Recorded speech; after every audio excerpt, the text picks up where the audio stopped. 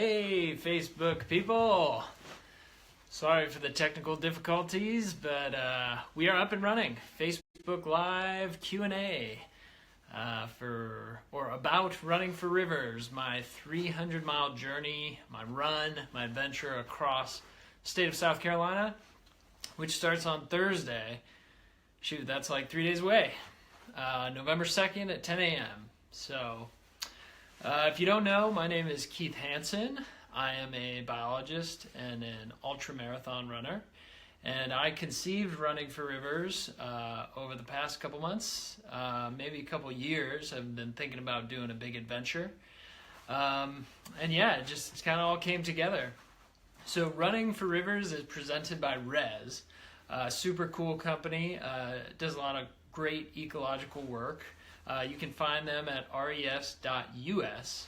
And the Facebook Live Q&A itself is presented by Renewable Water Resources, otherwise known as REWA. You can find them at rewa.org. So yeah, again, a little bit about me. Like I said, Keith Hanson. Some people call me the wild man because I'm a biologist. Used to go around catching snakes and diving, diving around in the mud, catching all sorts of things. So wild man, wildlife biologist, whatever you want to call me. I've been running for about 5 years, since 2012. And yeah, kind of brought me to this point after doing a couple 100-mile races, a couple 50-mile races. I've really enjoyed it. And now I'm doing this event, Running for Rivers, presented by Res, for a great cause. And that great cause is rivers and freshwater resources. So we're trying to raise money for the national nonprofit American Rivers. We've got a great crew, a great team. We have Dan Wire, the man behind the communications, the communications director, the master of none, we'll call him, the ninja, communications ninja. And then, we have a great crew of 7 or 8 people, some ultra runners, my beautiful fiance Laura, her cousin Mel, Lawton, Kenny, Andres, Justin, and I'm sure I'm forgetting some people, so sorry. Dan is on the crew as well. So yeah, I guess we should take it away here. If anybody has any questions at all, I will answer everything. Don't make me sit here in silence and Dan and I will just stare at each other and then it'll get really awkward. Dan's behind the camera here. So yeah, any question your heart can desire about running, this running event, this effort, biology, climate change, whatever you want. I'm going to try to stay out of politics a little bit. But yeah, I'll pretty much answer anything. I'm an open book. Have you seen all of the trails you will be running on? So we have a question from Jessica Ann. Have I seen all of the trails I will be running on? I have seen all of the route from Google Earth, Google Earth Pro as well. I've been doing a lot of snooping via satellite, but truthfully, 90% of the run is on roads. Hopefully sidewalk, but a lot of roadway, road shoulder. There is about a 20-mile section in and around Greenville, South Carolina, that's going to be the Swamp Rabbit Trail, which is a fairly famous trail in Greenville. And that's like a multi-use path, kind of like I grew up with the paths in the Cleveland Metro Parks and surrounding areas. So, although I've only ran small sections of this, mostly in and around Charleston, I have viewed all of it from the comfort of my computer chair on Google Earth. Great question, though. So, another question from Dan over here is, what do I like to eat while I'm running? Well, it really depends. I go through the course of a race, usually having different cravings and stuff, salty stuff, sweet stuff, whatever. For the past year or so, I've really been eating a lot of Hostess cupcakes at the end of runs for some reason. Those things are terrible for you, but I really enjoy those for some reason. And, burritos, I like burritos, and pizza. Pizza is like the best food. It's a complete food. You got your protein, your carbs, and it's great. So do we have any other questions, Dan? What is the criteria for cutting your hair? That's from Will Glover. So Will Glover, Glover the Lover, what is the criteria for cutting my hair is when I get really sick of it and or after this run. Because our graphic designer did a great job making our logo for Running for Rivers, but he included me with long hair in that logo. So as a homage to him, Colin Robeson, great graphic designer, I thought I would keep the long hair to fit the logo. So I will surely be cutting it after this because I haven't really cut it in 3 years or so. I've had some trims, but yeah, so it's going to go after this. We have another question from American Rivers, who we know. We know you love South Carolina rivers, but do you have a favorite? Particularly, do you have a favorite that you'll be running along during your run? Yeah, so I have a couple favorite rivers around the world or around the country. My first love, my first river was the Rocky River up in Northeast Ohio. My parents, Dean and Lori, grew up taking the whole family there, my brother Chris and sister Julie. We would all go down there, splash around the water, look for crayfish, look for snakes, things like that. So that was really my first foray into rivers and really got me passionate about them. I would say there's so many really cool rivers in South Carolina. I would say my personal favorite is the Cooper River, just because, I've done a lot of work in the Cooper River as far as my day job. I've done some fishing there, some boating there, and a few months ago I was lucky enough to go out with South Carolina Department of Natural Resources and catch some short-nosed sturgeon there. Endangered species listed under the Endangered Species Act, prehistoric fish, and super cool. So I have a special place in my heart for the Cooper River for those reasons. So we have a question from Andy Albright. Hey, Wild Man, what's the craziest thing you've ever done, and where does this rank on the list? Andy Albright, what is the craziest thing I've ever done, and where does this rank? This would rank number one probably of the craziest things I've ever done. We'll stick to running right now. Craziest things I've ever done are adventuring. I would say the Leadville 100 out in Leadville, Colorado was pretty crazy. It's one of the oldest and hardest races, 100-mile races in the U.S., but I trained for that all in the southeast, so in Charleston, South Carolina, and Chapel Hill, North Carolina, which I think the highest elevation training I got was like 400 feet above sea level, whereas that race takes place between 9,200 and 12,600. So that may have been the craziest 100-mile race, but this is certainly the craziest run or adventure I've attempted. Question from Zach Schnell. What made you want to be a biologist? Zach Snell, what made me want to be a biologist? That's a great question. I guess growing up, having a cool family, cool parents who took me outside and really exposed me to the natural world had a lot to do with it. I guess I can't pinpoint one specific moment that wanted me to be a biologist. It was really just having that upbringing of caring about the natural world, respecting the natural world, going outside and experiencing it and exploring it. So I think a lot of people are missing that these days, especially with technology is ubiquitous and you can, think or whatever. You can think you're experiencing a lot through the screen, but to get outside is really important. And that's one of the reasons why I love running so much. I do a fair bit of trail running, both for fun and for training for this event. And that's, again, getting outside in the environment, really enjoying some peace and some solitude out among the trees, on the trails, and next to flowing water. It's one of my favorite. Good question. We have another question from Erica Rowe. She wants to know, what are you looking forward to most about your run? Eric Rowe, thank you for the question. What am I looking forward to most about the run? Well, physically, I am looking forward most to pushing myself to a limit I have never done before, or tried before, attempted before. Certainly that's like the personal, physical aspect of what I'm looking forward to, is how far I can push myself. And of course, there's a huge mental component to that. Additionally, thanks for the text message as well, Erica Rowe.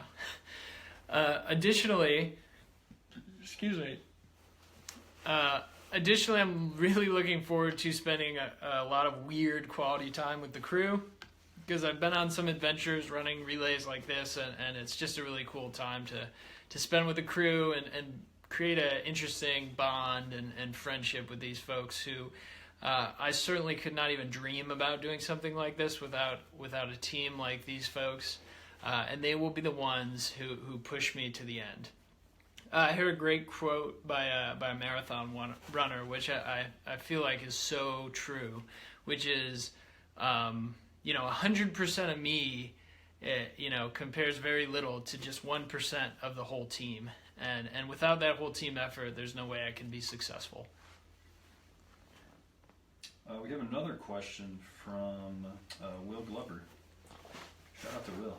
Good questions tonight. 300 miles in 3 days. Big goal. If you run out of time, are you still completing the run? Do you have scheduled downtime during your run? Will Glover, thank you for the question. Great question again. So 300 miles in 72 hours or 300 miles in 3 days is a huge goal. We can talk about the whole record keeping thing, but it's really hard to kind of pinpoint people who've done something like this before, because it's kind of an outsider sport. But there seem to be a few folks who have completed that distance in that time, or have completed that distance in a shorter time. Yanis Kouros ran 310 miles, 500K in like 60 hours. Joe Feges, Feges, great ultra runner here in the U.S. He ran 329 miles in 72 hours. So it's definitely a bold goal, and those guys, Giannis did it on a 400-meter track, and Joe did it on a 1.1-mile loop. So they had access to all their crew, their gear, bathrooms, food, etc. every loop. So way different than being on the open road and live traffic and things like that. So it's definitely a bold goal, but Will, to your point, I think having bold goals and doing something kind of crazy is really important to bring awareness to something critically important like freshwater resources and river conservation. So, if I don't hit my goal, I'm going to finish this thing. I'm going to finish this thing Sunday night, Monday morning, whatever.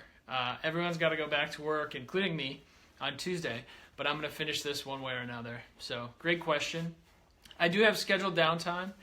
But if the 72-hour goal is in sight, I'm going to cut down on that downtime and just try to keep moving forward.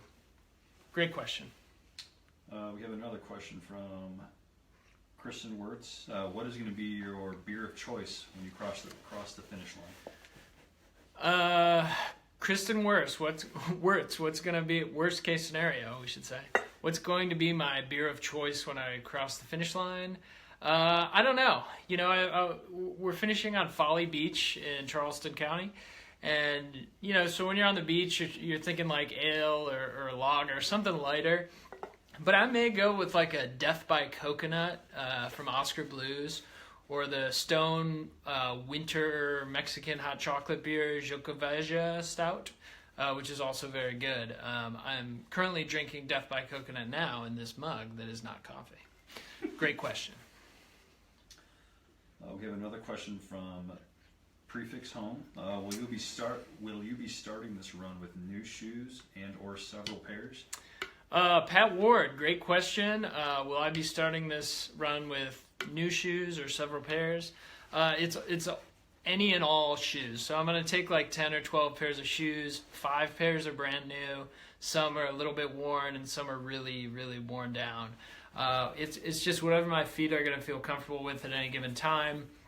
The crew is going to be there to have various shoes at various times, and I can change whenever I need to. It'll be, that'll be one of the big things of this is having those the options. So whatever's feeling good or feeling bad, I can change out, or I can stick with the shoes that are feeling good. We're not predicting much rain, so I'm probably doing overkill on the 12 pair of shoes. But if it does happen to rain, or if I sweat a lot, I think Friday, Saturday is going to get a little hot. Getting rid of those pairs after 10, 20, 30 miles will be important. So definitely change out more regularly the wetter it is, whether through sweat or rain. Great question, Pat. We have another question from Mel Hullings. She would like to know, how many times are we going to stop at Taco Bell? Mel Hullings, member of the crew. How many times are we going to stop at Taco Bell? As many times as you want, but probably 3 to 5. That's a safe bet, because nobody likes old, weird Taco Bell. So we eat a lot of Taco Bell. We'll eat it. We'll go to the next Taco Bell. Taco Bell is on the map, is on the route map, so we know where all the Taco Bells are. But there's probably going to be some Southern food specials in there too, like Bojangles, if you will. So Mel doesn't get a lot of Bojangles up there in New York City. And then, we'll do the fast food tour of the Southeast and throw in some pizza and ice cream in there too. Ice cream sandwich. It is really, all joking aside with the fast food, mentally it's really good to have things to look forward to. Whether it's something simple like cheesy bean and rice burrito for 99 cents from Taco Bell, or a large pizza from Hot and Ready, whatever they're called, from Little Caesars, $5.99. So it's good to have little things to keep you motivated, because in a run like this, yourself, you are really boiled down to like your most essential elements, like eat, sleep, hydrate, and move forward. So if one of those elements, food, you have something to look forward to, it's really important and can motivate you, and has motivated me before in races. I did a race a few years ago, and my good buddy Andy Albright was hand feeding me a cheesy bean and rice burrito from Taco Bell. So it can be a really important part of the new nutrition plan. So we have another question from Rebecca Long. She would like to know, what has your training regimen been like, and what's a typical day of training like for you? Rebecca Long, great question. What was your training regimen like, or what's a typical day of training? Great question. So it's been like a 4 to 6 month training buildup. I've done a few ultra races in the beginning of that buildup. I did a 50K race, beach race in March. I did a timed 6-hour race in April, and then I did a 50-miler in the Florida Keys in May. And then after that May race, I really ramped up the race-specific training for this event. I did a slow build from probably 60 miles a week at the beginning, all the way up to 90 miles a week towards the peak. But I held that peak 90 miles for about 5 weeks in a row. And then I started tapering down to where I'm at today, which was this week, or last week, I should say. Last week I ran about 35 miles. Want to get the body ready and injury-free at the starting line. I also did a bunch of strength training, a lot of mobility work. It's kind of like a full-time job. Every night after dinner, watching TV, foam rolling, rolling on the softball, doing a lot of mobility stuff. So, important. Great question. Zach has another question. Is there anything you really want to have waiting for you at the end of the run, other than a beer, maybe? Zach, is there anything I want waiting for me at the end of the run? Good question, but I don't know. It's just so hard to tell. I've at races before, I've had beer at the finish line, and at the end of the race, I just don't want it. I don't feel like it. The stomach feels weird. But I think if I have the crew there and some other friends and family, that'll be great. I'll be really, I'll be really happy just to have some people there, some supporters, and a couple beers on hand might be good. Champagne, I guess. We don't love champagne at our house, Laura and I, but we use it to celebrate the special occasions. So champagne might work, but it's hard to predict. Dan? Yeah, we have a question from Jessica Ann. Will there be crew members with you the entire time, or will you be going solo at certain sections?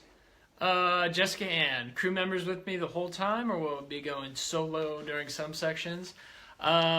So there, at the beginning, the first 50 miles, there will certainly be large sections where I'm alone, just because I know that part of the route the best. And we're trying to book it from the start line to a press conference down in Greenville, South Carolina. But aside from that, yeah, I'm hoping to have some crew member or a crew vehicle trailing me at all times. So, good question. There's some, certainly during some tough directional parts where there's a lot of twists and turns in the directions in the route. But also at night, it can get a little spacey out there, and just to kind of help keep me focused and help on the route. So the nighttime companion runner will be a pretty important part of this. James would like to know: are you gonna listen to music or a podcast during the run? Do you listen to music when you run typically? James, do I listen to music? Do I listen to podcasts while I wear headphones? Great question. So I don't listen to music or podcasts or anything in my ears while I train. Only recently, I guess 2 or 3 years ago, I started using music in races, during races. So I will be using some wireless Jaybird headphones. And old-fashioned iPod Nano with wired headphones. But I got a variety of music, as well as some podcasts I've been saving up. Stay Tuned with Preet is a good one, Pod Save America. But I'll be listening to some of my personal classics, Modest Mouse, Minus the Bear. And then, of course, you got the pop music just keeps me going for some reason, Miley Cyrus and Taylor Swift. So... and then some Jimmy Buffett because I'm a Parrot head. So, good question. Andres Fleury would like to know, what do you think will be the most challenging logistical part of the run? Andres Fleury, crew member, surgeon, ultra runner extraordinaire, asks, what do I think will be the most challenging logistical part of the run? I think that getting you, Andres, there at the right time on Friday will be a challenge. But once you're there, I think just kind of general organization and route mapping, making sure people know where they are and are not allowed to park, where they can set up camp, and making sure that I stay on the route and I stay focused and I don't wander and we don't miss turns and things like that. Because we have such a big crew, I'm really confident that the crew can work together. We have multiple vehicles. We'll have a spotter, we'll have a follower, we'll have someone setting up camp, and then we'll have an extra vehicle. So between those, I think the crew stuff should be pretty well worked out. But it'll just be kind of the on the ground, like, did we miss a turn? Do we need to go back? Should we keep charging forward and adjust the route? But also, Andres, getting you there at the right time is really important. We have another question from Andy Albright. Hey, Wildman, where's your go-to happy place when you hit a mental roadblock?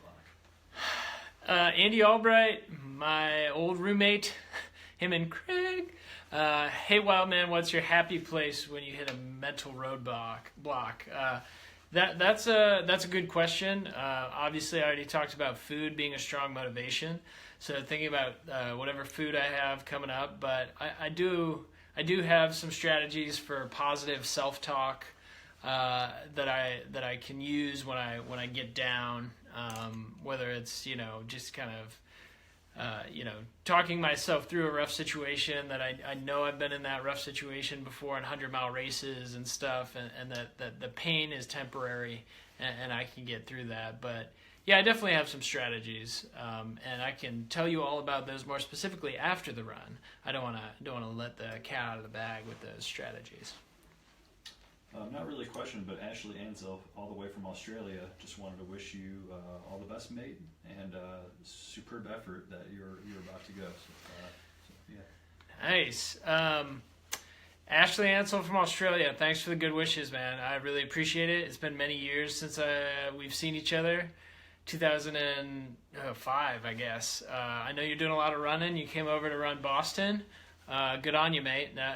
That's great. I hope your injuries are clearing up. I know you're struggling a little bit with maybe an IT band issue. So make sure you do some good mobility work, some strength work, and get yourself back out there. I know it can suck sometimes not to be running, but take the long view of things and just do what you need to do to get yourself back. Good to hear from you. Another really good question from Will Glover. As you know, I'm really inspired by your cause. I appreciate your effort. Why a run to bring awareness to this? Will Glover, great question. It warms my heart to hear that you are inspired by what I'm doing. I've been inspired by some of the things you've done as well, and I appreciate your efforts. So I like to say that I'm not good at a lot of things, but I'm certainly good at running. And you know, for me, it's kind of bringing one of the things I'm good at, which is running, and one of the things I'm passionate about, running, to another part of my life that I'm really passionate about, which is, you know, environmental issues, and here specifically freshwater resource conservation, river conservation. It's a super important issue. Here in the Carolinas, North Carolina, South Carolina, about 70% of people get their drinking water from rivers.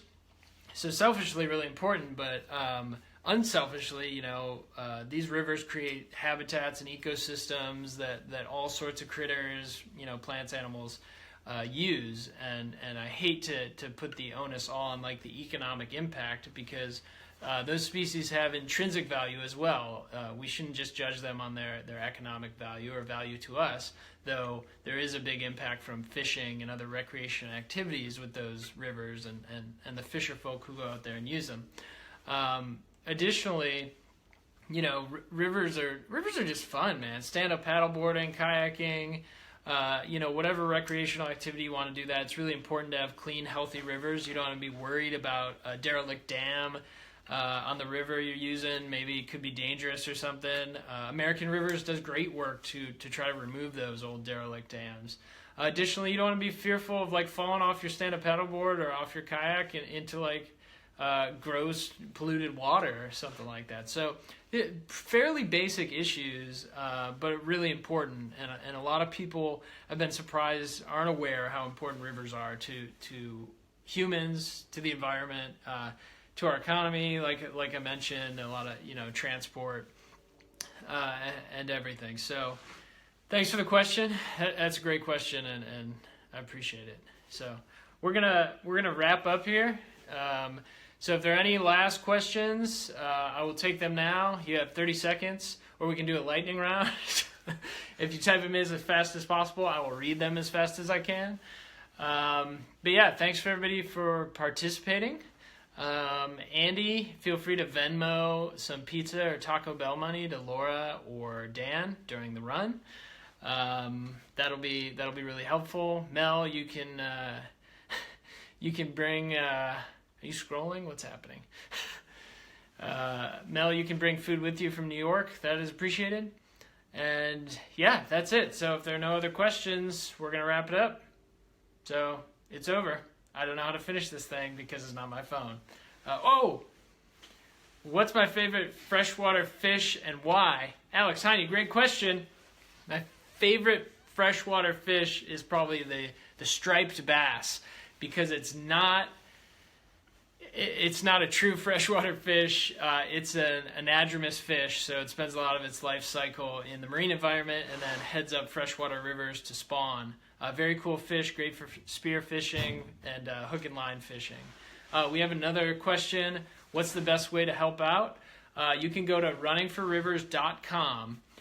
Tons of information there. You can donate there.